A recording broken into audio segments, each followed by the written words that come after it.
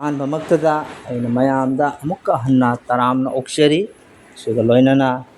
ꯉꯁꯤꯒꯤ ꯐꯥꯗꯔꯁ ꯗꯦ ꯀꯣ ꯑꯩꯈꯣꯏ ꯈꯨꯗꯤꯡꯃꯛꯇ ꯃꯄꯥ ꯑꯣꯏꯔꯤꯕ ꯈꯨꯗꯤꯡꯃꯛꯀꯤ ꯃꯐꯝꯗ ꯑꯩꯅ fathers day to all fathers grandfathers and spiritual fathers and fathers to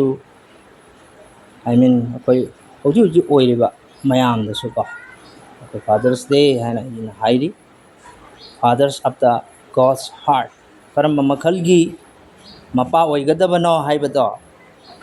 ꯏꯁꯣꯔꯒꯤ ꯊꯃꯣꯏꯒꯤ ꯃꯅꯨꯡ ꯆꯟꯅ fathers of the God's heart ꯏꯁꯣꯔꯒꯤ ꯊꯃꯣꯏꯒꯤ ꯑꯣꯏꯕ ꯑꯗꯨꯒꯨꯝꯕ ꯃꯈꯜꯒꯤ ꯃꯄꯥꯁꯨ ꯑꯣꯏꯕꯁꯦ ꯏꯁꯣꯔꯅ ꯄꯥꯝꯃꯦ ꯑꯗꯨꯅ ꯑꯩ ꯈ꯭ꯋꯥꯏ ꯈꯨꯗꯤꯡꯃꯛꯄꯨ ꯇꯔꯥꯝꯅ ꯑꯣꯛꯆꯔꯤ ꯑꯗꯒꯤ ꯑꯣꯟꯂꯥꯏꯟꯗ ꯂꯩꯔꯤꯕ ꯑꯩꯈꯣꯏꯒꯤ ꯃꯤꯁ ꯄ꯭ꯔꯦꯃꯥꯕꯇꯤ ꯃꯤꯁ ꯖꯦꯃꯣꯟ ꯑꯗ ꯑꯩꯈꯣꯏꯒꯤ ꯁꯤꯡꯂꯨꯞꯁꯤ ꯃꯁꯤꯡ ꯌꯥꯝꯅ ꯂꯤꯛꯄ ꯁꯤꯡꯂꯨꯞꯅꯤ ꯍꯥꯏꯗꯤ ꯃꯤ ꯃꯁꯤꯡ ꯂꯤꯛꯆꯕ ꯑꯗꯨꯕꯨ ꯑꯩꯈꯣꯏꯅ ꯏꯁꯣꯔꯕꯨ ꯊꯋꯥꯏꯗ ꯑꯃꯁꯨꯡ ꯑꯆꯨꯝꯕꯗ ꯈꯨꯔꯨꯝꯖꯕ ꯀ꯭ꯋꯥꯂꯤꯇꯤ ꯑꯣꯏꯕꯁꯤ ꯏꯁꯣꯔꯅ ꯄꯥꯝꯃꯦꯕ ꯃꯇꯤꯛ ꯃꯒꯨꯟ ꯂꯩꯕ ꯆꯨꯝꯅ ꯁꯦꯡꯅ ꯂꯦꯞꯄꯗꯣ ꯑꯩꯈꯣꯏ ꯃꯤ 1,000 1,200 3 ꯇꯤꯟꯕꯒꯤ ꯃꯍꯨꯠꯇ ꯑꯩꯈꯣꯏ 5 ꯈꯛꯇꯪ ꯂꯩꯔꯁꯨ 10 ꯈꯛꯇ ꯂꯩꯔꯁꯨ ꯊꯋꯥꯏꯗ ꯆꯨꯝꯅ ꯂꯩꯕꯗꯣ ꯏꯁꯣꯔꯅ ꯄꯥꯝꯃꯦ ꯑꯗꯨꯅ ꯉꯁꯤ ꯑꯩꯈꯣꯏꯒꯤ ꯃꯔꯨꯑꯣꯏꯅ ꯐꯥꯗꯔꯁ ꯗꯦ ꯍꯥꯏꯔꯤꯕ ꯅꯨꯃꯤꯠꯁꯤꯗ ꯑꯩꯈꯣꯏ ꯀꯔꯤꯒꯤꯗꯃꯛꯇ ꯐꯥꯗꯔꯁ ꯗꯦꯁꯦ ꯄꯥꯂꯣꯟ ꯇꯧꯔꯤꯕꯅꯣ ꯑꯗꯩ ꯐꯥꯗꯔꯁ ꯗꯦꯁꯦ ꯀꯃꯥꯏꯅ ꯀꯗꯥꯏꯗꯒꯤ ꯍꯧꯔꯛꯄꯅꯣ ꯃꯁꯤꯒꯤ ꯑꯣꯔꯤꯖꯤꯟ ꯂꯣꯏꯅ ꯌꯥꯝ ꯐꯖꯅ ꯂꯩꯌꯦꯕꯀꯣ ꯑꯗꯨꯅ ꯑꯩ ꯃꯌꯥꯝꯗꯨꯗꯤ ꯂꯣꯏꯅ ꯑꯩ ꯍꯥꯏꯕ ꯉꯝꯂꯔꯣꯏ ꯃꯇꯝꯁꯨ ꯂꯩꯇꯕꯅꯤꯅ ꯃꯗꯨꯒꯤꯗꯃꯛꯇ ꯑꯩꯅ ꯑꯩꯈꯣꯏꯒꯤ ꯁꯤꯡꯂꯨꯞꯀꯤ ꯏꯆꯤꯜ ꯏꯅꯥꯎꯁꯤꯡꯗ ꯑꯣꯖꯥꯁꯤꯡꯗ ꯃꯔꯨꯞ ꯃꯄꯥꯡ ꯈ꯭ꯋꯥꯏ ꯈꯨꯗꯤꯡꯃꯛꯇ ꯑꯩꯅ ꯊꯧꯒꯠꯅꯤꯡꯕꯁꯦ ꯀꯔꯤꯅꯣ ꯍꯥꯏꯔꯒ ꯑꯩꯅ ꯅꯈꯣꯏꯗ ꯔꯤꯀꯣꯃꯦꯟ ꯇꯧꯖꯔꯤ ꯑꯩꯈꯣꯏꯒꯤ ꯌꯨꯇ꯭ꯌꯨꯕꯇ ꯃꯦꯁꯦꯖ ꯑꯃ ꯂꯩꯌꯦꯕꯀꯣ ꯍꯥꯏꯗꯤ ꯌꯨꯇ꯭ꯌꯨꯕꯁꯦ ꯑꯩꯈꯣꯏ LS ꯃꯦꯗꯤꯌꯥ ꯍꯥꯏ ꯁꯤ ꯑꯣꯖꯥ ꯂꯣꯀꯦꯟꯒꯤ ꯃꯥꯒꯤ ꯃꯦꯁꯦꯖ ꯑꯗꯨꯝ ꯇꯥꯕꯤꯌꯨ ꯃꯥꯏ ꯃꯦꯁꯦꯖꯁꯤꯗ ꯐꯥꯗꯔꯁ ꯗꯦ ꯃꯥꯗꯔꯁ ꯗꯦꯇ ꯅꯠꯇꯅ ꯑꯇꯩ ꯑꯇꯩ ꯁꯥꯔꯃꯣꯟ ꯃꯔꯤ ꯂꯩꯅꯕ ꯃꯩꯇꯩꯂꯣꯟꯗ ꯌꯥꯝꯅ ꯁꯦꯡꯅ ꯄꯤꯕꯅꯤ ꯐꯥꯗꯔꯁ ꯗꯦꯁꯤꯁꯨ ꯃꯥꯒꯤ ꯃꯦꯁꯦꯖꯁꯦ ꯑꯗꯨꯝ ꯇꯥꯕꯤꯌꯨ ꯃꯥꯏ ꯃꯦꯁꯦꯖꯁꯤꯗꯀꯣ ꯌꯥꯝꯅ ꯀꯨꯞꯅ ꯀꯗꯥꯏꯗꯒꯤ ꯀꯃꯥꯏꯅ ꯇꯧꯔ ꯐꯥꯗꯔꯁ ꯗꯦ ꯍꯧꯔꯛꯈꯤꯕꯅꯣ ꯃꯁꯤ ꯀꯃꯥꯏꯅ ꯃꯤꯡꯊꯣꯜꯁꯦ ꯄꯤꯈꯤꯕꯅꯣ ꯍꯥꯏꯕꯅꯆꯤꯡꯕꯀꯣ ꯌꯥꯝ ꯐꯖꯅ ꯌꯥꯎꯕꯅꯦꯕꯀꯣ ꯑꯗꯨꯅ ꯑꯩꯅ ꯃꯌꯥꯝꯗ ꯍꯥꯏꯅꯤꯡꯕꯁꯦ ꯀꯔꯤ ꯃꯗꯨꯗ ꯑꯣꯏꯅ ꯇꯥꯕꯤꯌꯨ ꯑꯗꯨꯕꯨ ꯑꯩꯅ ꯉꯁꯤ ꯌꯥꯝꯅ ꯁꯝꯂꯞꯅ ꯕꯥꯏꯕꯜꯗꯒꯤ ꯑꯩ ꯑꯗꯨꯃꯛ ꯍꯥꯏꯗꯣꯛꯆꯒꯦ ꯑꯗꯨꯅ ꯏꯄꯥ ꯃꯤꯡꯊꯣꯜ ꯄꯤꯈ꯭ꯔꯕꯁꯤꯡꯒꯤ ꯃꯅꯨꯡꯗ ꯈ꯭ꯋꯥꯏꯗꯒꯤ ꯑꯊꯣꯏꯕ ꯏꯄꯥꯁꯤ ꯀꯅꯥꯅꯣ ꯍꯥꯏꯔꯒꯗꯤ ꯇꯥꯏꯕꯪꯁꯤꯒꯤ ꯃꯈꯥꯗ ꯂꯩꯔꯤꯕ ꯃꯤꯑꯣꯏꯕꯗ ꯏꯄꯥ ꯍꯥꯏꯅ ꯀꯧꯖꯔꯤꯕ ꯑꯩꯈꯣꯏ ꯑꯃꯃꯝꯁꯦ ꯑꯁꯤꯗꯒꯤꯁꯨ ꯑꯍꯦꯟꯕ ꯈ꯭ꯋꯥꯏꯗꯒꯤ ꯑꯊꯣꯏꯕ ꯏꯄꯥ ꯑꯃ ꯂꯩ ꯃꯗꯨꯗꯤ ꯁꯔꯒꯒꯤ ꯏꯁꯣꯔ ꯑꯩꯈꯣꯏꯒꯤ ꯏꯄꯥ ꯏꯁꯣꯔꯅꯦꯕꯀꯣ ꯑꯗꯨꯅ ꯑꯩꯈꯣꯏ ꯃꯁꯤ ꯑꯗꯨꯃꯛ ꯊꯤꯖꯤꯜꯂꯒ ꯌꯥꯊꯪ 10ꯒꯤ 5ꯁꯨꯕ ꯌꯥꯊꯪꯗꯁꯨ ꯌꯥꯎꯏ ꯃꯇꯤꯛ ꯆꯥꯕ ꯊꯥꯒꯠꯄꯗ ꯃꯄꯨꯡ ꯑꯣꯏꯕ ꯏꯄꯥꯗꯤ ꯏꯁꯣꯔ ꯑꯩꯈꯣꯏ ꯏꯄꯥ ꯏꯁꯣꯔꯅꯦꯕꯀꯣ ꯑꯗꯨꯅ ꯑꯩꯈꯣꯏ ꯃꯁꯤꯒꯤ ꯃꯈꯥ ꯇꯥꯕ ꯑꯩ ꯑꯃꯨꯛ ꯍꯟꯅ ꯍꯥꯏꯔꯔꯣই ꯑꯩꯅ ꯉꯁꯥꯏ ꯍꯥꯏꯕꯒꯨꯝ ꯑꯗꯨ ꯌꯨꯇ꯭ꯌꯨꯕꯇ ꯌꯦꯡꯕꯤꯌꯨ ꯑꯣꯖꯥ ꯂꯣꯀꯦꯟꯒꯤꯗꯨꯗ ꯃꯔꯨꯑꯣꯏꯅ ꯑꯩꯈꯣꯏꯒꯤ good and bad examples of fathers ꯍꯥꯏꯗꯤ ꯑꯐꯕ ꯃꯄꯥ ꯑꯃꯁꯨꯡ ꯐꯠꯇꯕ ꯃꯄꯥ ꯃꯁꯤꯒꯤ ꯄꯥꯟꯗꯝꯁꯦ ꯕꯥꯏꯕꯜꯗ ꯌꯥꯝꯅ ꯁꯦꯡꯅ ꯎꯍꯜꯂꯤ ꯑꯗꯣ ꯉꯁꯤ ꯑꯩꯈꯣꯏ ꯄꯨꯝꯅꯃꯛ ꯆꯠꯊꯗ꯭ꯔꯤꯉꯩꯒꯤ ꯃꯃꯥꯡꯗ ꯁꯥꯁꯇ꯭ꯔꯒꯤ ꯁꯔꯨꯛ ꯑꯩꯈꯣꯏꯅ ꯄ꯭ꯔꯣꯚꯥꯞꯁꯤ ꯄꯟꯗꯨꯞ 22 ꯄꯗ 3 ꯑꯩꯈꯣꯏ ꯈꯨꯗꯤꯡꯃꯛꯀꯤ ꯑꯣꯏꯅ ꯑꯩ ꯄꯥꯒꯦ ꯄꯥꯎꯔꯧ ꯄꯟꯗꯨꯞ 22 ꯄꯗ 3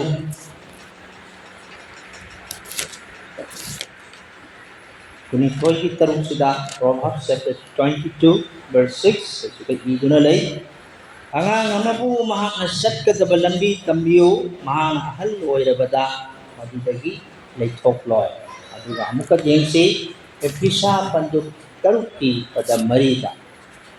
Ephesians chapter 6 verse 4 ꯑꯁꯤꯗ ꯑꯃꯨꯛ ꯍꯥꯏꯔꯤ ꯄꯗ 4ꯁꯤꯗ ꯃꯄꯥ ꯑꯣꯏꯕꯁꯥ ꯅꯈꯣꯏꯒꯤ ꯅꯆꯥꯁꯤꯡꯕꯨ ꯁꯥꯎꯅꯕ ꯀꯥꯏꯍꯧꯒꯅꯨ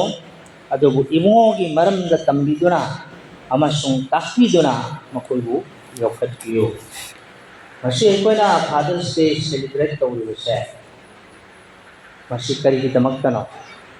ꯍꯥꯏꯕꯗꯤ ꯃꯁꯤꯒꯤ ꯅꯨꯃꯤꯠ ꯑꯁꯤ ꯑꯩꯈꯣꯏꯅ ꯏꯁꯣꯔꯒꯤ ꯏꯃꯨꯡ ꯃꯅꯨꯡꯗ ꯂꯩꯈ꯭ꯔꯕ ꯃꯔꯨꯑꯣꯏꯅ ꯃꯄꯥ ꯍꯥꯏꯔꯤꯕ ꯃꯄꯥꯁꯤꯡ ꯑꯗꯨꯒ ꯊꯋꯥꯏꯒꯤ ꯑꯣꯏꯕ ꯃꯄꯥ ꯏꯃꯨꯡ ꯃꯅꯨꯡꯗꯨꯒꯤ ꯂꯨꯆꯤꯡꯕꯅꯦ ꯃꯄꯥ ꯍꯥꯏꯕꯁꯤꯀꯣ ꯑꯗꯨꯅ ꯉꯁꯤ ꯑꯩꯈꯣꯏ ꯁꯦꯂꯤꯕ꯭ꯔꯦꯁꯟ ꯈ꯭ꯋꯥꯏꯗꯒꯤ ꯋꯥꯡꯃꯗ ꯉꯁꯤ ꯐꯥꯗꯔꯁ ꯗꯦ ꯏꯄꯥꯒꯤ ꯑꯣꯏꯕ ꯅꯨꯃꯤꯠ ꯑꯁꯤꯗ ꯑꯩꯈꯣꯏꯗ ꯏꯁꯣꯔꯅ ꯎꯍꯟꯅꯤꯡꯕ ꯄꯣꯠꯇꯨꯗꯤ ꯀꯔꯤꯅꯣ ꯍꯥꯏꯕ ꯃꯇꯝꯗ ꯑꯩꯈꯣꯏꯗꯒꯤ ꯃꯄꯥ ꯑꯃ ꯑꯣꯏꯔꯒ ꯑꯩꯈꯣꯏꯒꯤ ꯄꯨꯟꯁꯤꯗꯒꯤ ꯊꯣꯛꯂꯛꯄ ꯑꯐꯕꯁꯤꯡꯗꯨꯅ ꯔꯤꯐ꯭ꯂꯦꯛꯁꯟꯗꯣ ꯃꯔꯝꯗꯤ ꯃꯄꯥ ꯑꯣꯏꯕ ꯍꯥꯏꯕꯁꯤ ꯌꯥꯝꯅ ꯂꯨꯕ ꯑꯆꯧꯕ ꯗꯥꯌꯤꯇ ꯑꯃꯅꯤ ꯃꯁꯤ ꯁꯨꯞꯅꯇꯒꯤ ꯃꯤꯡ ꯑꯃꯈꯛ ꯐꯪꯕ ꯇꯥꯏꯇꯜ ꯑꯃꯈꯛ ꯐꯪꯕꯗꯨ ꯅꯠꯇꯦ ꯍꯥꯏꯕ ꯃꯄꯥ ꯑꯣꯏꯕꯁꯤ It is a responsibility that carries eternal impact. Masina utkadi karina akoida isona piba daitya se karino haibada tegi isa singa tegi loma naidaga oiba punsi sigi maramda makoida hapu biba makoibu singbirakpase masina yana Bible na kari hai Proverbs ni thoigi tarukda masigi padasina ikoida remind tawse karino Mapa haibase trainer niya tambiba ngakpi sendiba a guide and a builder ngakpi sendiba the direction in a child's life ngang amagi punsida mang na direction pidon malmay na kamay tawdana isa sa sengudage hasa masay amana amuka sukoi na pahido kun thoi taruk to ko same verses sa train up a child hai ko in the way he should go and when he is old he will not depart from it. Mana,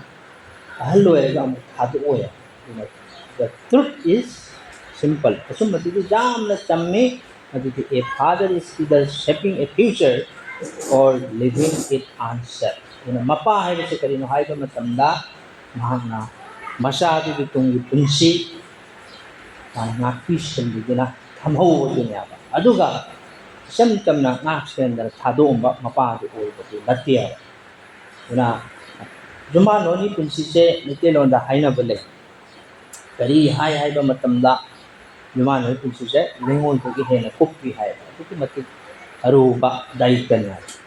una mapa se kaya se mati lu una masi some children grow up with strong direction kana ko angan kharati jam hai di ko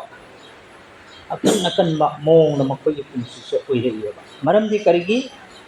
mapa na karigumba masadu ngalingay matamda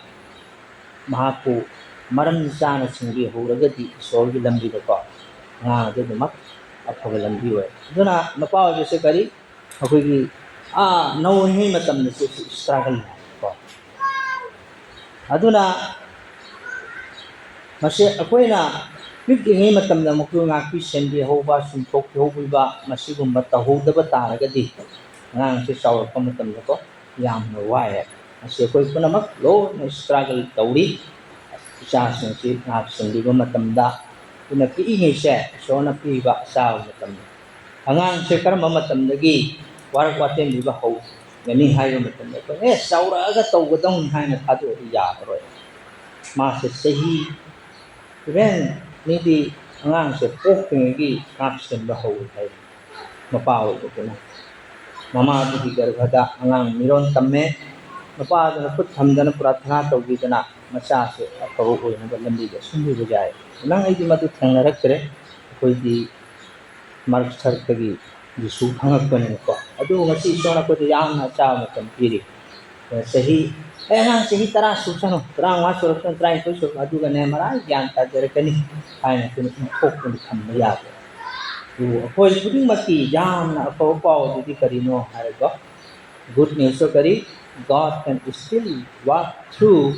every father. Apoi puding mapawai ba kagi sidagi sona ne angak pathabak kama tawina na bagi tamakta ojik sona tabak tawiri ya why sen mapa ko strong or struggling present or returning because he is restoring father maram apoi gi ipai sorry mo se Ojik aku ngakpi sendiri ba pa takani aran balambi nga takani hana control to biri ba adu ngak sulu ba mapada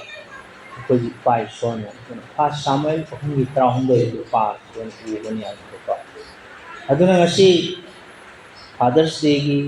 mariling na ba message sa ina mayam thogot chanang sa kaino hay ba matamda ay isa magsu apam masita lepaga So you wahi ngang siya ay kiya kasi ang hari. Napung haba napawal bati ay panda kanasu laite ko. Adubo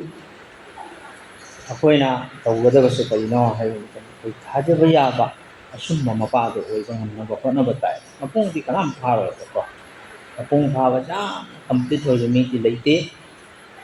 ꯑꯗꯨꯅ ꯑꯩꯈꯣꯏ ꯌꯦꯡꯁꯤ ꯃꯊꯪ ꯃꯊꯪ ꯑꯩ ꯑꯦꯛꯖꯥꯝꯄꯜꯒ ꯂꯣꯏꯅꯅ ꯍꯥꯏꯒꯦ ꯑꯩꯈꯣꯏ ꯕꯥꯏꯕꯜꯗꯒꯤ ꯑꯣꯏꯅ ꯉꯁꯤꯁꯦ ꯁꯨꯃꯛ ꯆꯠꯊꯁꯤ ꯌꯥꯝꯅ ꯌꯨꯅꯤꯛ ꯔꯣꯜ ꯑꯣꯏꯕꯀꯣ ꯑꯩꯈꯣꯏꯒꯤ ꯃꯄꯥ ꯑꯃꯒꯤ ꯄꯨꯟꯁꯤꯒꯤ ꯋꯥꯔꯤ ꯑꯕ꯭ꯔꯥꯍꯝꯒꯤ ꯄꯨꯟꯁꯤ ꯑꯩꯈꯣꯏ ꯄꯨꯝꯅꯃꯛꯅ ꯈꯪꯅꯩꯕꯀꯣ ꯑꯕ꯭ꯔꯥꯍꯝ ꯍꯥꯏꯔꯤꯕ ꯅꯨꯄꯥꯁꯦ ꯌꯥꯝꯅ ꯑꯩꯈꯣꯏꯒꯤ ꯏꯁꯣꯔ ꯀꯤꯕ ꯃꯤꯁꯛ ꯑꯃꯅꯤ ꯃꯥꯒꯤ ꯄꯨꯟꯁꯤ ꯋꯥꯔꯤꯗꯨꯁꯨ ꯑꯩꯈꯣꯏ ꯆꯠꯊꯔꯛꯀꯅꯤ ꯑꯗꯨꯅ ꯃꯄꯥ ꯑꯣꯏꯕ ꯑꯩꯈꯣꯏꯒꯤ ꯔꯣꯜꯁꯦ ꯀꯔꯤꯅꯣ ꯍꯥꯏꯕꯗꯀꯣ ꯃꯆꯥꯒꯤ ꯄꯨꯟꯁꯤꯕꯨ ꯑꯩꯈꯣꯏꯅ ꯉꯥꯛꯄꯤ ꯁꯦꯟꯍꯧꯕ ꯑꯉꯥꯡ ꯑꯣꯏꯔꯤꯉꯩ ꯃꯇꯝꯗꯒꯤ ꯏꯃꯨꯡ ꯃꯅꯨꯡ ꯑꯃꯁꯨꯡ ꯇꯨꯡꯒꯤ ꯖꯦꯅꯦꯔꯦꯁꯟꯗ ꯑꯐꯕ ꯏꯆꯥ ꯁꯦꯝꯒꯠꯀꯦ ꯍꯥꯏꯕ ꯇꯥꯔꯕꯗꯤ ꯑꯩꯈꯣꯏ ꯄꯤꯁꯛ ꯄꯤꯛꯂꯤꯉꯩꯗꯒꯤ ꯃꯈꯣꯏꯕꯨ ꯉꯥꯛ ꯁꯦꯟꯕꯤꯕ ꯃꯊꯧ ꯇꯥꯏꯀꯣ A father influence extend for beyond providing food, shelter, and education. ꯃꯁꯤ ꯑꯩꯈꯣꯏꯅ ꯒ꯭ꯌꯥꯟ ꯇꯥꯒꯗꯕꯁꯦ ꯀꯔꯤꯅꯣ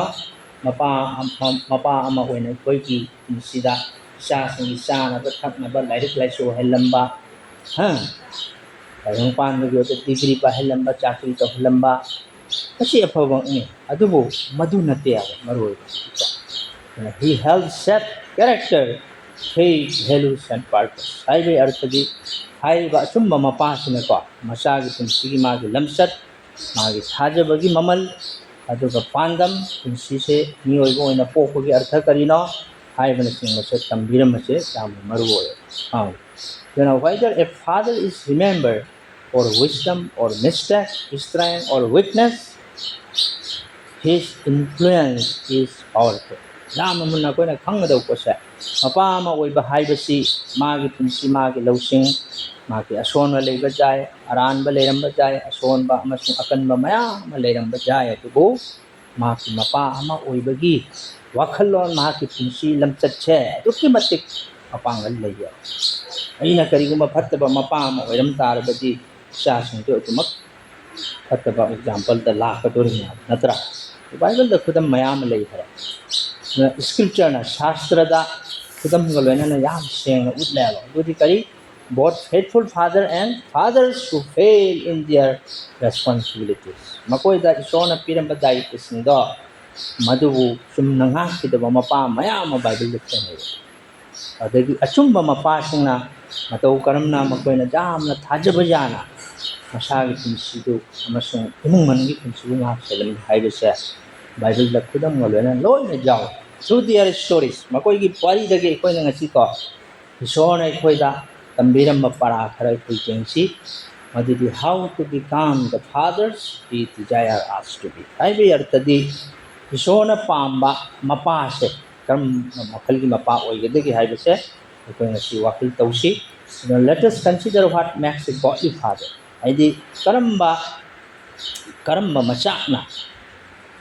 ꯑꯩꯈꯣꯏꯕꯨ ꯏꯁꯣꯔ ꯀꯤꯕ ꯃꯄꯥꯁꯦ ꯑꯣꯏꯒꯗꯒꯦ ꯍꯥꯏꯕꯁꯦ ꯑꯩꯈꯣꯏ ꯌꯦꯡꯁꯤ ꯑꯍꯥꯟꯕꯗ a godly father walks by faith ꯏꯁꯣꯔ ꯀꯤꯕ ꯃꯄꯥꯗꯨ ꯃꯥ ꯊꯥꯖꯕꯒꯤ ꯃꯄꯥꯅ ꯄꯨꯟꯁꯤ ꯂꯦꯜꯂꯤ ꯍꯥꯏꯕ ꯑꯗꯣ ꯑꯦꯛꯖꯥꯝꯄꯜ ꯍꯥꯏꯔꯒ ꯀꯅꯥ ꯑꯣꯏꯒꯅꯤ ꯑꯕ꯭ꯔꯥꯍꯝꯁꯦ ꯑꯩꯈꯣꯏꯅ ꯍꯥꯏꯕ ꯌꯥꯏ a father of faith ꯍꯥꯏꯕꯀꯣ ꯊꯥꯖꯕꯒꯤ ꯃꯄꯥ ꯍꯥꯏꯅꯁꯨ ꯀꯧꯏ ꯑꯗꯨꯅ ꯏꯁꯣꯔꯅ ꯑꯕ꯭ꯔꯥꯍꯝꯕꯨ ꯃꯍꯥꯛꯀꯤ ꯂꯝꯗꯝ ꯑꯗꯨ ꯊꯥꯗꯣꯛꯅꯕ ꯀꯧꯗ꯭ꯔꯥ ꯃꯥꯕꯨ ꯀꯧꯔꯦ ꯅꯪ ꯇꯨꯡꯒꯤꯗꯃꯛꯇ ꯅꯪ ꯂꯝꯗꯝ ꯑꯗꯨ ꯊꯥꯗꯣꯛꯇꯨꯅ ꯆꯠꯂꯨ ꯍꯥꯏ ꯑꯗꯣ ꯑꯕ꯭ꯔꯥꯍꯝ ꯀꯔꯤ ꯇꯧꯔꯅꯤ ꯑꯩꯈꯣꯏꯅ ꯖꯦꯅꯦꯁꯤꯁ ꯃꯩꯍꯧꯔꯣꯟ ꯄꯟꯗꯨ 22ꯗ ꯄꯥꯔꯗꯤ ꯁꯦꯡꯅ ꯎꯒꯅꯤ ꯑꯕ꯭ꯔꯥꯍꯝꯅ ꯃꯁꯤꯗ ꯎꯠꯄꯁꯦ ꯀꯔꯤꯅꯣ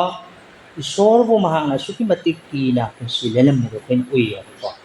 ꯃꯍꯥꯛ ꯀꯔꯤ ꯗꯤꯃꯣꯟꯁꯇ꯭ꯔꯦꯠ ꯇꯧꯏ ꯃꯍꯥꯛꯀꯤ ꯊꯥꯖꯕꯗꯣ when God asked him to offer Isaac ꯃꯍꯥꯛꯀꯤ ꯃꯆꯥꯅꯨꯄꯥ ꯏꯁꯥꯛꯄꯨ ꯀꯠꯊꯣꯛꯅꯕ ꯍꯥꯏꯕ ꯃꯇꯝꯗ ꯃꯥꯅ ꯀꯔꯤ ꯇꯧꯈꯤꯒꯦ ꯏꯁꯣꯔꯒꯤ ꯊꯧꯔꯥꯡꯗ ꯃꯥ ꯂꯣꯏꯅ ꯌꯥꯖꯔꯝꯃꯤ ꯃꯥꯅ ꯏꯁꯣꯔꯅ ꯍꯥꯏꯕ ꯄꯨꯝꯅꯃꯛ ꯃꯥꯅ ꯏꯜꯂꯝꯃꯤ ꯏꯁꯣꯔꯒꯤ ꯀꯦꯔꯦꯛꯇꯔ ꯃꯥꯅ ꯊꯥꯖꯔꯝꯃꯤ ꯅꯠꯇ꯭ꯔꯥ ꯑꯗꯨ ꯃꯥꯏ ꯃꯆꯥꯅꯨꯄꯥꯗꯣ ꯀꯔꯤ ꯇꯧꯈꯤꯒꯦ ꯃꯥꯅ ꯀꯠꯊꯣꯛꯅꯕꯒꯤꯗꯃꯛꯇ ꯃꯣꯔꯤꯌꯥꯒꯤ ꯂꯝꯗ ꯄꯨꯔꯛꯈꯤꯕ ꯅꯠꯇ꯭ꯔꯥ a godly father recognized that his children ultimately belong to God ꯃꯥꯅ ꯈꯪꯕꯁꯦ ꯀꯔꯤꯅꯣ ꯏꯁꯣꯔ ꯀꯤꯕ ꯃꯄꯥ ꯑꯃꯅ ꯈꯪꯖꯕꯁꯦ ꯃꯍꯥꯛꯀꯤ ꯃꯆꯥꯁꯦ ꯑꯔꯣꯏꯕꯗ ꯏꯁꯣꯔꯒꯤ ꯊꯕꯛ ꯇꯧꯔꯛꯀꯅꯤ ꯏꯁꯣꯔꯒꯤ ꯃꯤ ꯑꯣꯏꯔꯛꯀꯅꯤ ꯏꯁꯣꯔꯒꯤ ꯑꯣꯏꯕ ꯑꯣꯏꯔꯛꯀꯅꯤ ꯍꯥꯏꯕꯁꯦ ꯃꯍꯥꯛꯀꯤ ꯊꯃꯣꯏꯗ ꯂꯩꯔꯝꯃꯤ ꯃꯔꯝꯗꯤ it teaches them to trust the Lord. Mana tambirama che ishorda thajaba thamo aina takpi tambirami mai punsi. Not merely wa ma hattagi mai simban thogi wahai chananate madu mahaki punsi example kaya do mahaki masas ng mana ulam. Often learn faith by watching their fathers. Haidi angang sing na tamba che karin. Jeng ka tamne ayamba matam mapa mama na kari satli kari tauri si punamakse jeng ka uraga tam ko na sim na tambiba mayam tutagi hena makoy na tamse akoy lamchat sajatta akoy na kari tauri ge habse ang sina yam na tam makoy na copy tawi aduni akoy se moy na jam na mun na washing taw na lay yaksin na chen khang na ko jeng when fathers pray trust God in difficulties. Mapa na haijaba matam awana ti matam da su isor da nga na haijaba. Ha, de awana sangyeng kaya malak matam da su isor da nga ba. Kaya to bagi mapa na kari tawi angang sinipun sida. So ba spiritual influence, inheritance ay ko gi. Kung sida kau mga maroy taba adu macha kama hamamya mase khwaidagi akogi kaibanggi lan thumdagi su ahen lan sisu akoina icha singbu sumba lambi da singbi ba thawai goi ba sumba se akoina tambi ho hai se kaibang pan bagi mapa mama singbi karino macha singse achau achau mi we han ba lairik laisu tamhan ba natro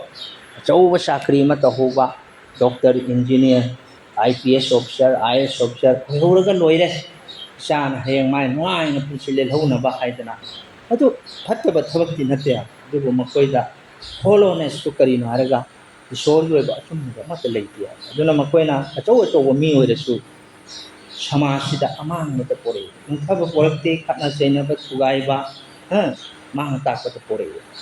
ay achau hushara ma oiresile duga ju thaga pusilelo cha du ju thakta kuda mo ina inahan yamna hawba ni se DIG ni pa se unare mai da i prathana to chadwe ko mana e ham da thamo to khara fil to se sum mi mana to chang ma sa ma ti yamna ko yo so ki se ko mo ya ha mana to to mo to mana ngang pa masasa tulo na pa ni tin se kana IPS officer IS officer chung na tin hitay pan ko yam mo yo shor ki ni taw maram din pa du kun si do mo na kari shor ki bele do yo naman hay yo pastor sahab aina kari gumba mi hat pagi ya thang so yon thang nongmai se ka ke hay wakal tawr ko matam da khu che khat khat thang ni as ngam na itum to kamai mi hat so na seng ko mi do kamai hat ka ai ma di taw de yung ko mawala ti noluk pa han tawa ishor ki betul lagi ko aduna mawala jam na koi ki panjani ngai karai ku kana koi punchida ko godly good example karina ishor ki hai in base he obeyed God even when it was difficult abraham punchida koi na u was mana jam na aruba awa tan tum da su man ishor bu kiram natra ishor ki high ilam natra lagi di jango fathers your children need to see your faith mapa oi basa akoi de sona hai se nangi thaja bado angang sing na u ma thu tai how far akoi kyam na chen akoi mapa ma oi so thaji hai se nangi na sa sing nang thaja bado u hin bata let them hear you pray nang na prathana to u moi tahalu I just intentionally aina tawba se ta na bhain taw du nataba nang punsi ta nang lo na taw gera hong na taw gera nang family life to again private life private prayer life sha sing tu khang doi ni o kai papa mai taw wi adu ga moi na copy taw moi na khang khang then akoi ana taw sin moi taw tu aina tin the ma thi taw ni sai gi tenwa loi bi mong to ko aina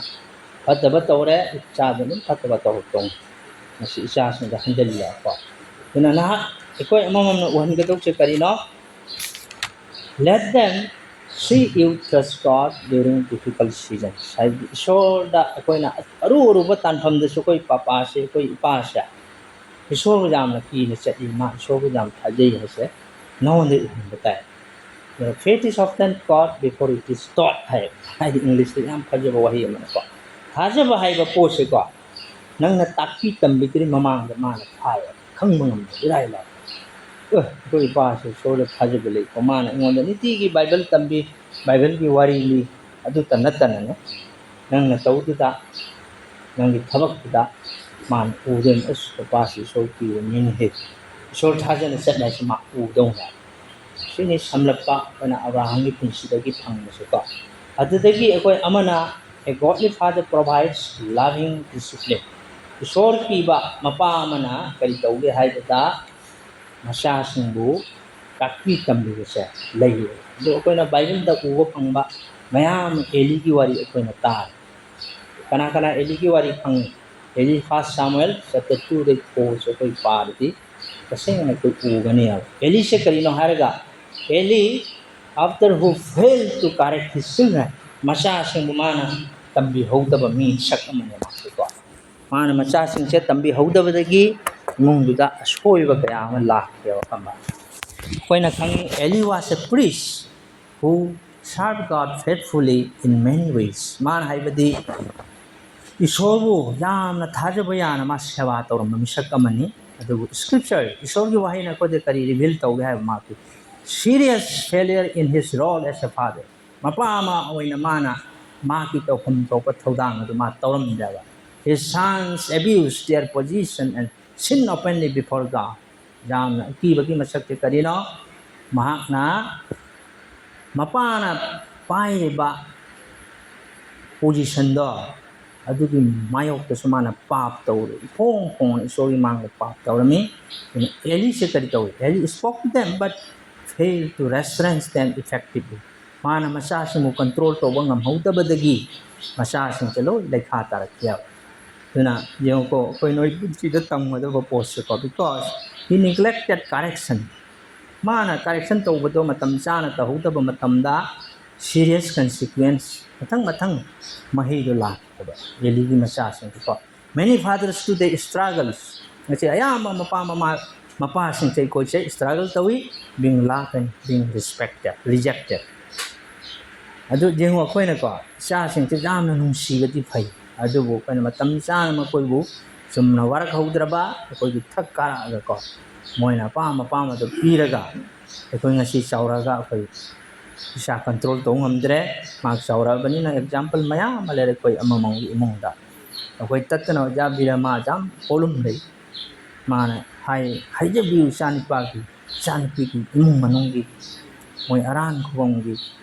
ma thamoi yam nuai taba feel tawe man moi chau ha pakang pha ha ngang ma koi tarak tara koi wa ha moi tarar asi karino koi na pi ngai da ma koi bu tambi ba jam na wat ho ha ko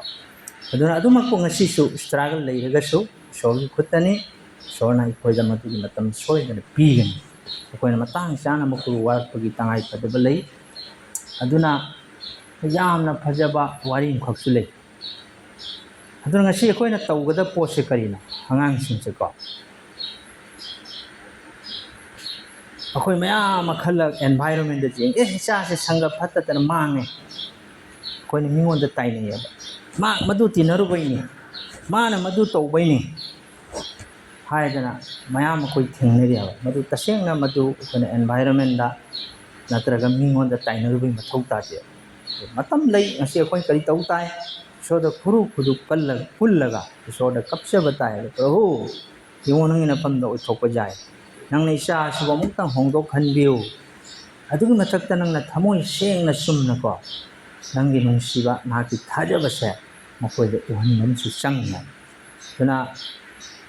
फाव फावबा ईश्वरगी वांगांग मीसिंग लई आई दुम खर खर ताई जेक पुनेन हारिबा अहन ओइरबा मीसिसिको मान ngang se jam practical life da ngang aduga mai macha sing te loi na sumba afawa ngang sing oiram na ai su thawai jam na wai koi ni pi ani poi chan pi ani kristi gi maram khallaga ai jam na kaping ma pawi to ma se hoi ma sai ta ason ma khara di lei मासे कोई हेक्ता है अखोना माना तौए अखोई struggle ma'am लेको मसे कोई कन्ना हाइजब ताई आगांग से मतंग मतम चाना अखोना मखोइद पीब ताई पीदबसु ngamba ताई मोइना हाई अखोई तौ तारदिको अखोइदमक चासे वारक ngमदना मांगजरो हैना थादोपगा चप मानदौनाको ngasi ayama mapasang कोई स्ट्रगल तौई को कोई खरा मती यामना नुंसी खरा मना इकाई खमनै खरा मना थवोइबिदे साम फेयर डिसिप्लिन कना मपा खरा को मचा संबई डिसिप्लिन तौब जामना की मरम लेना जाम मसी तौसलुरगा ngang से मांगगदरा हैना खल्ली को मसी अरुबो वाफम म बाइबल न तम्बी से कइनो biblical discipline is not harshness है बाइबल न तम्बी से आगांग से जामना कोई करी करी फोर्स तौदना तम्बीरगा तौदे यादुम नतेबा जामना नुंसीना ngakpi senbiraga makoibu tambi takpiba mathau tai children need boundaries because boundaries provide security haibe arthadi makoigi akoibagi firumne koina uba tai koina khangba tai Ephesians pandub taruki pada marida mapa singda kari hai babu ta parau Ephesians chapter 6 verse 4 jam jang na pau mapa ama oibagi taita asida ohli Ephesians chapter taruki pada mari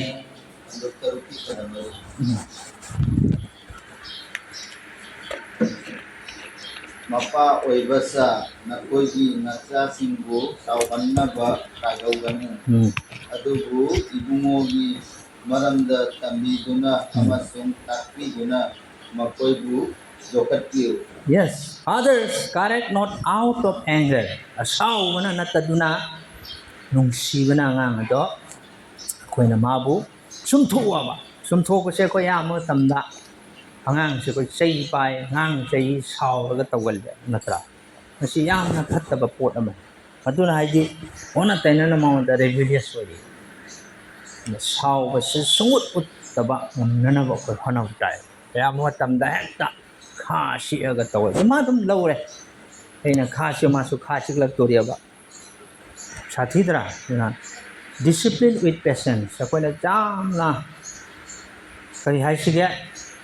अखांग कन मग लोइना मकोसे वारक वातेम बताए वारक वातेम बदा अखांग कंद्रदि को दप ताउ थार दना जदगिदि फत बदम तमदुनि मा ओना तेनबो ओयब सिसे तना correct behaviour while affirming love हा कुनु सिबगी मपाना माइ लमसे साजे से अखोना सुमथोकि बताए children अंगांग सिंसे Teach children God's standard. Ishor की ओइबा standard दो consistently अखोइना मखोइदा तंबी बताए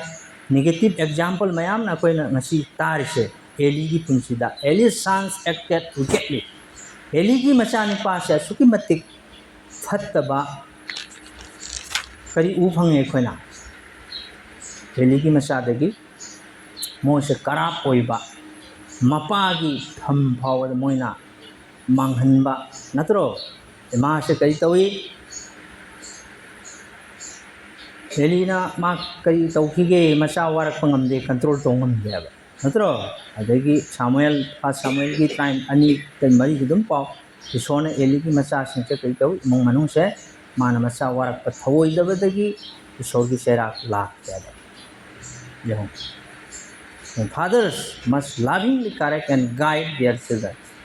पाव ओइरब अखोइना कदौनी नुंसीना इचाबु ngak senbiduna tambi takhau takpi ho yang maru oi ko David ki pinchi da sedum deo David was a man after God's own heart haibe masi jam na isor ki mean David ko adubu he struggled as a father mama pa ma wena ma jam na struggle to awana thanghatia kari gi no kamai struggle he failed to deal effectively so मान है करी हाइसिगे मचाबु हाइबदी फिरेपल ओना decisively मचा समा वारक पंगम हिले अदो मा किदोहि माइ मचा नुपा एमनोन अबसोलम मदुगवारी कोइन खंगी ना मासे कॉन्फ्लिक्ट ना पिक थलमे माइ फैमिली से करी अवाना ना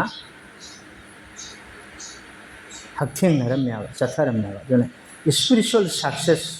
अकोइ होय अकोइना डेविड की पिंसिदे उवसे हवाई मरी मास माई पाक अथोब मिसक इसोर की मे मास असोन लेरम success does not replace the need for active parenting haina masi phangni haibeti akoina thawai go iba mai pakpase masina nang nasagi punsidagi active parenting mai pakhani haiba jaro ai se phawba evangelist oiba jai thawai khomba adagi phaba pastor mo isa ngak sen ngamdradi madusu kanate ya amata dum hodoina bisi yamna ki ba posaga mani koi yamna ai ki matam da khallaga ko isa gi khallura koi wakhal je jam wai nupi oida basu nupa oida basu ngang jing se koina matam sana ma koi bu warak waten ba tambi ba se dai hodraga di ayang chaura ga koi upai le si upai le da struggle mayam se adu mo ina na koi da hope ki se kari ishor changjo isa chaura basu oi pokung hongmagi matam soi nei sona ngamne soki ko aduna a godly father avoids favoritism ishor ki ba mapa amane ko mission khale jacob ki punsi ko na loi phang jacob deeply loved joseph and showed that preference openly mana masa se khwaidagi hena nungsi ya base masa na pa joseph ni the famous quote wari ko na khang na mana jamna phawba ming leba magi color gi jacob na lit popurit tu ne maduna symbol of favoritism ne magi gi sing khai leba mapa ne mas amba the family suffered years of pain because one child was elevated above the others mana punamaki mathakta masanu pa amana thang thangal attention ma reject madu jate mapa ko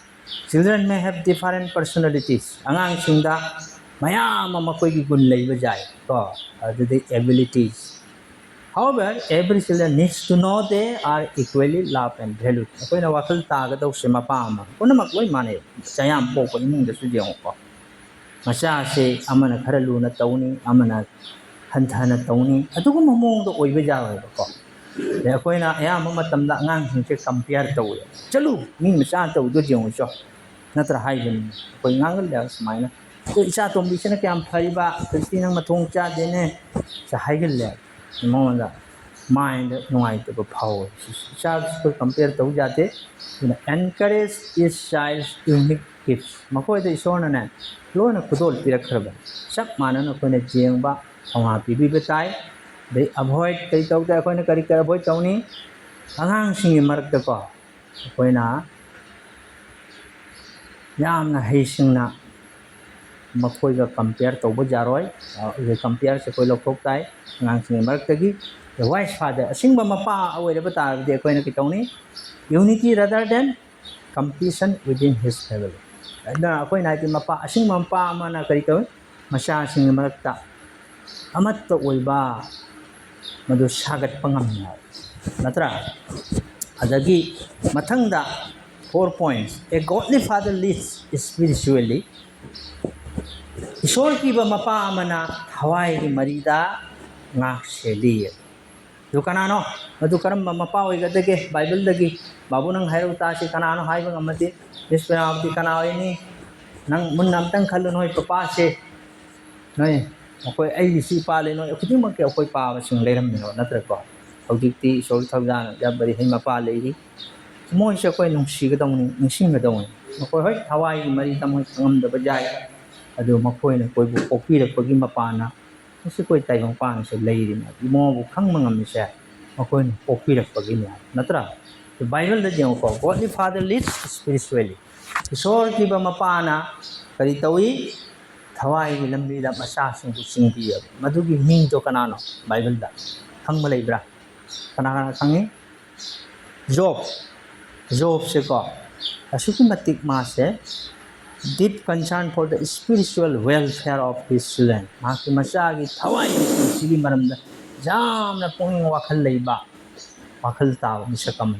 Bible ना करी हाय Bible says he regularly prayed and offered sacrifice on their behalf. Masa singi damakta mana tattana haijaba isoda kathopa mai thabak on toram na Job. Job understood something important. Mana jam na maru oiba khar khangami Job na kari hai father responsibility includes spiritual leadership. Mapa amagi punsida thawai gilising mama oiba si jam maru hai. Many fathers work tirelessly to provide material blessings but neglect spiritual guidance. Achouba soibse karino ayama mapasingna chokthaba leitana ko machasingi kananaba chawkhatnaba mai paknanaba taibang panbagi oina su nomdana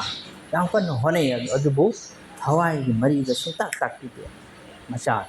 mangabani du macha to ko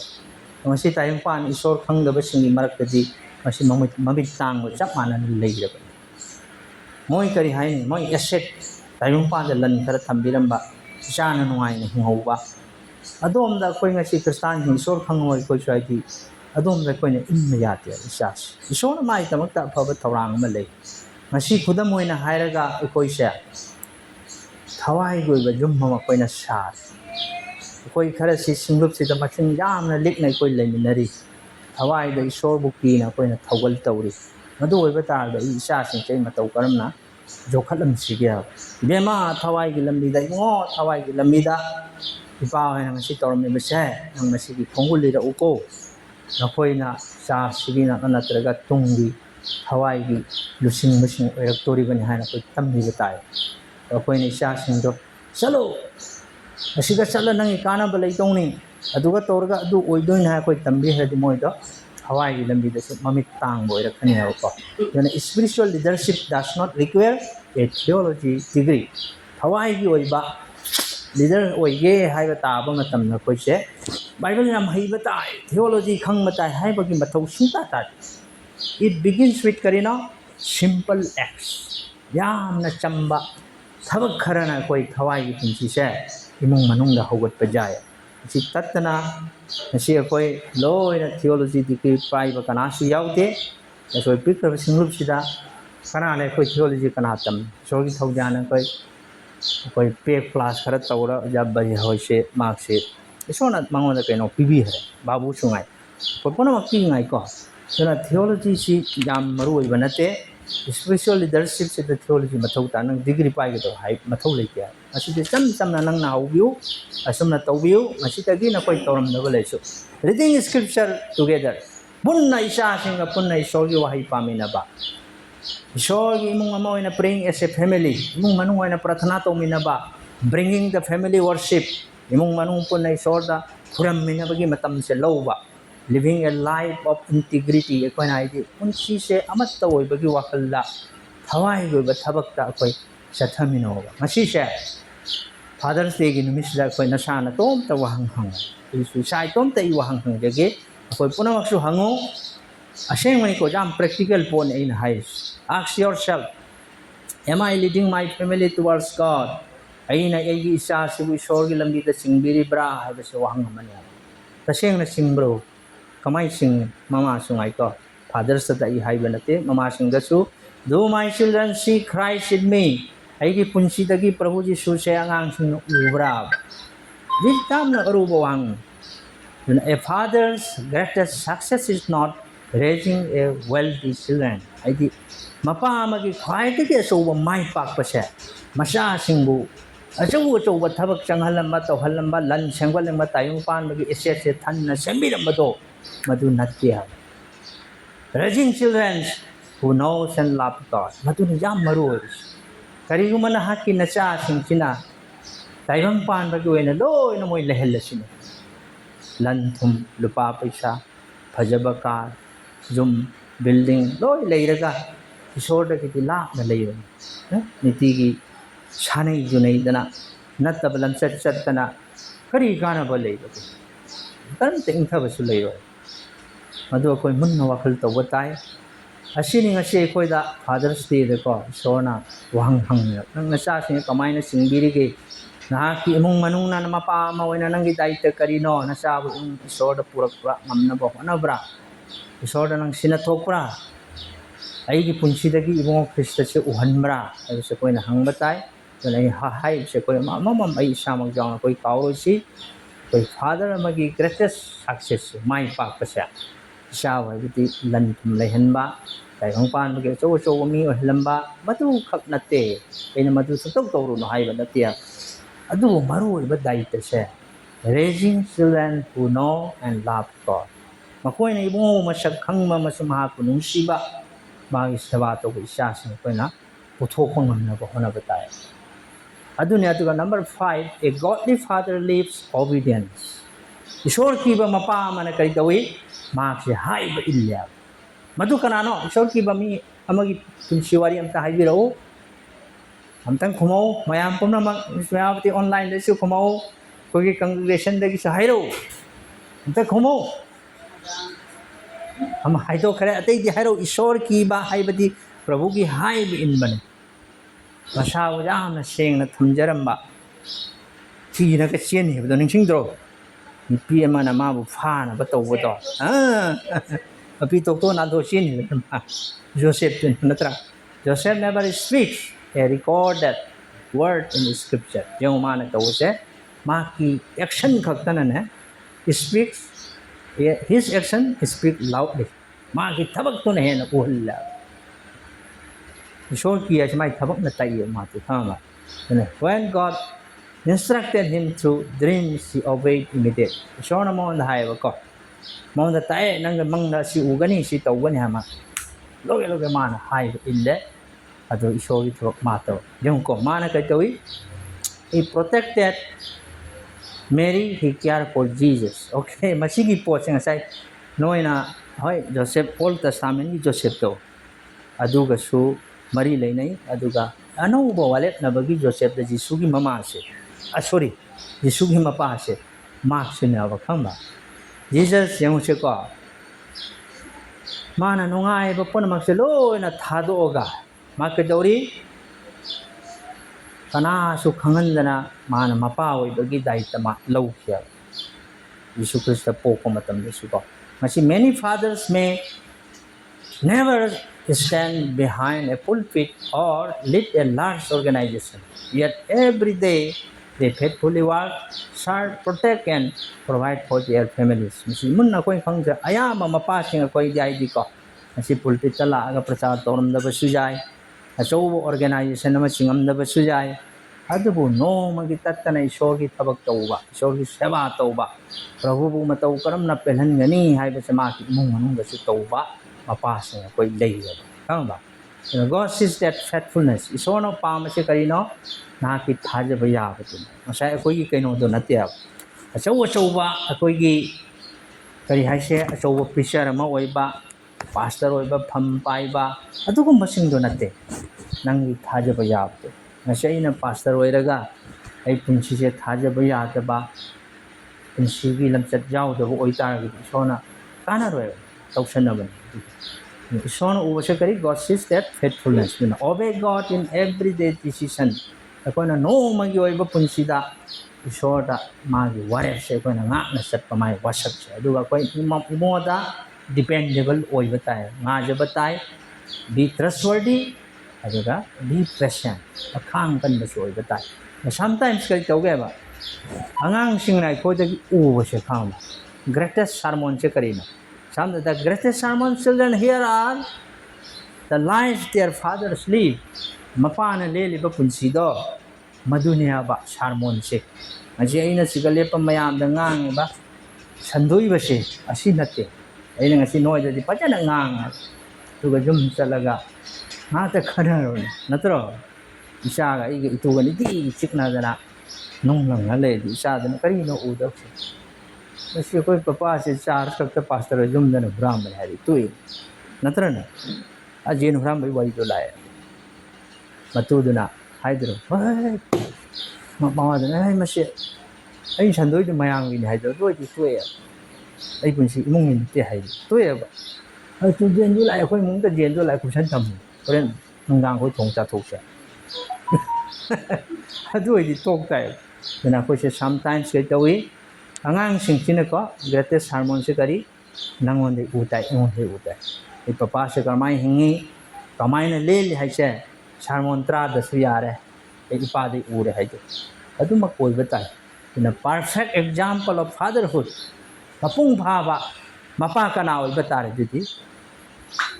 Taibang panda Yesu pahen ba athoy ba ipama lay madudi mapung pa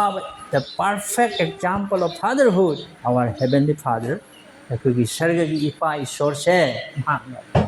Ngasi tayong pan bagi every earthly father has strength and weakness. Tayong pan da leiriba mapa sing mapa kaya hore mapa gi sumapa mapa gi sumapu mapu gi sumapa maya ma thangtharak bani aba natra ne ko madu kana su mapung pha bum jaw ke natra ma spiritual father wagera some father carry regrets mapa khadi mapung ning nuai tana leho ku si kaya le natra some wish they had done things differently paramana aina pa taware yam saukhat pa thabak taware. Some children have experienced the pain of absent or broken fatherhood. Hangang sing kharana su mokoi thaktheng nei ba mapa gi pumsi dagi thamoi kai ba adagi asigum mapa oi dagi gunjau ta ba maya ma lei re natra dunga se koi na ko apha pau se kari no har ko good news of the gospel is that kari ekhoi gi damakta perfect heavenly father ekhoi gi damakta jam na mapung pha ba ipa ma lei adudi prabhu jisu krishna na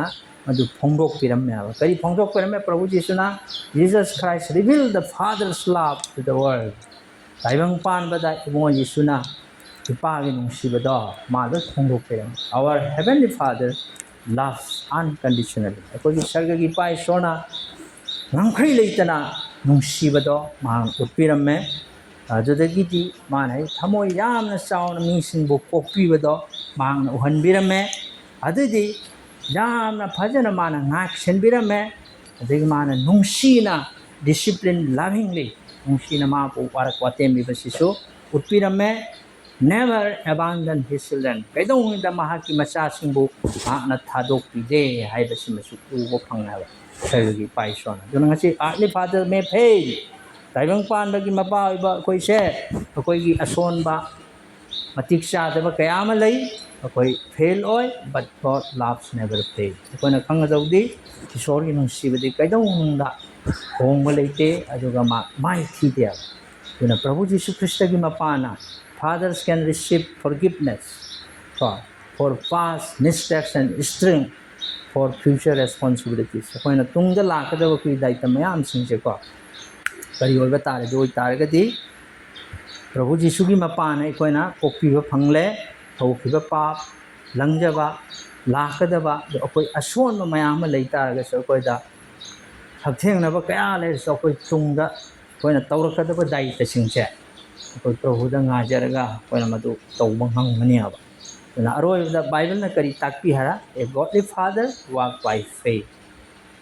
haibadi ईश्वर की मपान ने थाजबगी मपान चले Abraham को अदुदे provides loving discipline unlike Eli गुमना कोइना तौरोयबको नुंसीना मचा सिंबु वारक वातेमिबसे ओइगनेबा बाइबल न तमिस अवॉइड फेवरिटिज्म लाइक अनलाइक कनानो जेकोब गुमना मचाबु कंपेयर तौबा अमना खरा नुंसीबा अमना खरा हंथबा अदुगुम्बा ओइबा नते they live spiritually like Job. Job kumnai koi se thawai ki pinsi da len batai aduguma mapa batai always God faithfully like Joseph. Joseph gunna koi ishor gi hai na fatherhood se not about perfection. Na koi gi mapa ba hai ba mapa ba gi hak se mapung phaw mapa oi ba tu nate masidi faithful dependence on God. Thaja ba ya ba masung ishor ki ngaje ba tu na maroi ba si sona tal si kona ti duna ngachi ekoina ipa akoi fathers day si deko kana kai khumna kane let us honor fathers who strive to lead their families in God's way apakar mapa wi kai khumna tai masha bu ishor ki bagi lambi da singbiri ba mapa do madu ne kone kai khumna do ai atai do project to kana de haibana te mo gyan ta hantai ngasi ko che kaya gi matik fortunate yai haba mission asugumba haba se khangna ja singbo koina appreciation bo ngasi mission khangdri ta dre maya mamit che tang na mam na leiri masana hai da pi thok na ing te lan thok na hey ba maholustun awana maya ma phangne re ko duna koi thogasi let us encourage father who feel weak down sonjare family letre haiba ipasing kogi irakta yaw bajai and let us remember that greatest legacy a father can leave is a life that points his family to Christ. ꯑꯩꯈꯣꯏꯅ ꯀꯥꯎꯔꯣꯏꯗꯕ ꯄꯣꯠꯁꯦ ꯀꯔꯤꯅꯣ ꯍꯥꯏꯕ ꯃꯇꯝꯗ ꯑꯩꯈꯣꯏꯅ ꯅꯤꯡꯁꯤꯡꯒꯗꯕꯁꯦ ꯈ꯭ꯋꯥꯏꯗꯒꯤ ꯑꯆꯧꯕ ꯑꯩꯈꯣꯏꯅ ꯇꯥꯏꯕꯪꯄꯥꯟ ꯑꯁꯤꯗ ꯊꯝꯃꯝꯒꯗꯕ ꯑꯩꯈꯣꯏꯒꯤ ꯃꯤꯔꯣꯟꯗ ꯃꯤꯅ ꯈꯪꯍꯧꯒꯗꯕ ꯂꯤꯒꯦꯁꯤꯁꯦ ꯀꯩꯅꯣ ꯍꯥꯏꯔꯒ ꯏꯆꯥꯁꯤꯡꯕꯨ ꯏꯁꯣꯔꯒꯤ ꯏꯃꯨꯡ ꯃꯅꯨꯡꯗ ꯈ꯭ꯔꯤꯁꯇꯗ ꯄꯨꯔꯛꯇꯅ ꯊꯝꯃꯝꯕ ꯏꯃꯨꯡꯗꯣ ꯃꯁꯤꯃꯨꯛ ꯍꯦꯟꯅ ꯑꯆꯧꯕ ꯏꯃꯨꯡ ꯑꯇꯩ ꯂꯩꯔꯣꯏ ꯑꯇꯩ ꯑꯇꯩ ꯏꯃꯨꯡꯗꯤ ꯂꯣꯏꯅ ꯇꯤꯟꯊꯈꯤꯒꯅꯤ ꯑꯩꯈꯣꯏꯅ ꯏꯁꯩ ꯁꯛꯇꯔꯣ ꯀꯔꯤ ꯏꯁꯩ ꯑꯩꯒꯤ ꯊꯥꯖꯅ ꯅꯤꯡꯕꯗꯤ ꯑꯇꯩ ꯀꯔꯤꯗꯁꯨ ꯅꯠꯇꯦ build on Christ ꯂꯦꯡꯗꯕ ꯅꯨꯡꯖꯥꯎ ꯈ꯭ꯔꯤꯁꯇꯟ ꯍꯥꯏꯕꯀꯣ ꯑꯗꯨꯅ ꯕꯥꯏꯕꯜꯗꯀꯣ ꯇꯝꯕꯤꯔꯝꯕ ꯄꯨꯝꯅꯃꯛꯁꯦ ꯅꯍꯥꯛ ꯑꯩꯍꯥꯛꯀꯤ ꯄꯨꯟꯁꯤꯗ ꯃꯁꯤꯗ ꯍꯥꯏꯕꯗꯤ ꯃꯌꯥꯝ ꯑꯃ ꯑꯣꯏꯕ ꯌꯥꯏ ꯅꯣꯋꯥꯒꯤ ꯄꯨꯟꯁꯤꯁꯨ ꯅꯪ ꯈꯜꯂꯨꯆꯣ ꯅꯣꯋꯥꯁꯤ ꯌꯥꯝꯅ ꯍꯥꯏꯗꯤ ꯊꯥꯖꯕ ꯌꯥꯕ ꯑꯆꯦꯠꯄ ꯃꯤꯅꯤ ꯑꯗꯨ ꯃꯥ ꯑꯔꯣꯏꯕ ꯄꯨꯟꯁꯤꯗ ꯃꯥ ꯀꯔꯤ ꯇꯧꯈꯤꯒꯦ ꯃꯥꯏ ꯄꯨꯟꯁꯤꯗ ꯃꯥ ꯑꯁꯣꯟꯕ ꯂꯩꯔꯝꯃꯤ ꯃꯥꯅ ꯂꯣꯏꯅ ꯃꯥꯏ ꯏꯃꯨꯡ ꯃꯅꯨꯡꯕꯨ ꯀꯜꯂꯦ ꯑꯗꯨꯕꯨ ꯑꯔꯣꯏꯕꯗ ꯃꯥ ꯀꯝꯇꯧꯈꯤ ꯃꯥꯒꯤ ꯑꯁꯣꯟꯕꯁꯦ a set to read पावद कोई किनिंगाई my eldest son became a murderer my ahan machanu pado mihat poy the fear natro when Adam did not have the Holy Spirit matam do tacheng na khalu di hawai seng bagi thabak Krista kanan haibasi isu kanan has ma tacheng di khangre natra adubu yet I am sure he knew that murder was wrong ma khangune mihat pa haibasi aran तो करी the सोई होना there's a great verse in the Bible कोई हाँ बापा है तो Proverbs 22 verse 6 था which is train up a child in the way he should go when he is old he will not depart from it that means you set his direction from the time he is a children mang sai angang oi mong da si khang na Bible da yaw as ma khang na ma cha sing ma matang chana matam chana parenting work wate mase lehudaba dagini abasi ranga si sonai koida mokasu asapiri angang si teenage oidangai mapung pharak tengai da akoida sona ping dei tambiu ha se kaw masi babu meri sungai sakki jana satam asi tattana na koi sa dei sei sobu thagadi hanjan noi sei takti de Bible pada tambi de abuna uhun makoi wi so ti dei lambi sing mo ya so cha ma matam pe ing da semo bata dai pak se pe ing da semning mamong semba yadran ko adum na ngang sing su pe ing da koina train to hu da heng chor ma thado roi da me na na ina warin sunoi li hib ta bro taram roi wari se li lo su angang se kari tawi ma se chau khale youth oi ma teenage lala khare se trong da trang ma 15 16 teenage ma lo lalak tana yang youth tamo erakre ma matom ta isijarage haidana yamna regret orakpade mai thado ma tholakra mangang su tari ko online da misang ko moi se tholakra angang pam sa pakhang se ko kaido ne ai mai pa gi wa su ilaroi moina ibu asitogi aina pa ma posu ai phangdre aduna di ai isai tom ta I hatya toga isirage ai thauri yan sirani haidana ma thogle adutagi di kari tauga haida angang se taseng na masabu suicide tawna ba uthak ta kakhal ja sirage haina wakhal se kla matam da masai ma na pi nei matam da Sunday school la satar dera kare ma tamam di jaw jani da ko kai gom de ma tamam na so yu wahi de kare ukang uthak ta jala ga siba se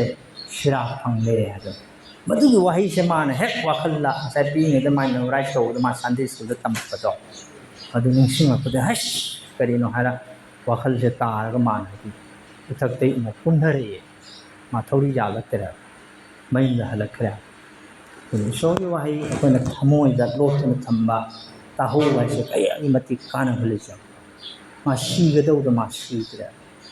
machine ni so gi wahi se koi matam ma la tori khanghodana mang khibagi matam ukutta paiba bible se leiraktabagi matam lakan ya koi kadai da ngang hoina jana ningsing koi thamoi da thamoi gi korbak te isillo haido ya koi bonamak asi hausi asi gi Father's Day dagi haudana koi se sojo hai gi mapan hingna bo honasi cha sin se tambina na ba ꯑꯩꯈꯣꯏ ꯄꯨꯟꯁꯤꯗꯒꯤ ꯃꯈꯣꯏꯕꯨ ꯎꯍꯟꯅꯅꯕ ꯑꯩꯈꯣꯏ ꯃꯌꯥꯝ ꯍꯣꯠꯅꯁꯤꯀꯣ ꯑꯩꯈꯣꯏ ꯑꯃꯃꯝ ꯑꯁꯣꯟꯕ ꯂꯩꯕ ꯌꯥꯏ ꯑꯩꯈꯣꯏꯅ ꯋꯥꯈꯜ ꯄꯨꯛꯅꯤꯡ ꯍꯟꯊꯔꯝꯕꯁꯨ ꯌꯥꯏ ꯑꯗꯨꯕꯨ ꯑꯝꯇ ꯍꯟꯊꯕꯤꯒꯅꯨ ꯃꯇꯝ ꯂꯩꯔꯤ ꯏꯁꯣꯔꯗ ꯄꯨꯂꯞ ꯄꯨꯜꯂꯒ ꯀꯞꯆꯧ ꯄ꯭ꯔꯚꯨꯅ ꯍꯣꯡꯕꯒꯤ ꯃꯇꯝ ꯄꯤꯔꯤ ꯑꯩꯈꯣꯏ ꯐꯥꯗꯔꯁ ꯗꯦꯁꯤꯅ ꯑꯩꯈꯣꯏ ꯈꯨꯗꯤꯡꯃꯛꯄꯨ ꯄꯨꯟꯁꯤꯗ ꯊꯕꯛ ꯑꯣꯏꯅ ꯄꯥꯡꯊꯣꯛꯇꯨꯅ ꯆꯠꯄ ꯒꯣꯗꯂꯤ ꯑꯣꯏꯕ ꯏꯃꯨꯡ ꯃꯅꯨꯡ ꯑꯣꯏꯕ ꯉꯝꯕ ꯑꯣꯏꯔꯁꯅꯨ ꯍꯥꯏꯔꯒꯀꯣ ꯏꯁꯣꯔꯅ ꯑꯩꯈꯣꯏ ꯈꯨꯗꯤꯡꯃꯛ ꯕꯣꯔ ꯄꯤꯕ ꯑꯣꯏꯁꯅꯨ ꯍꯥꯏꯔꯁꯦ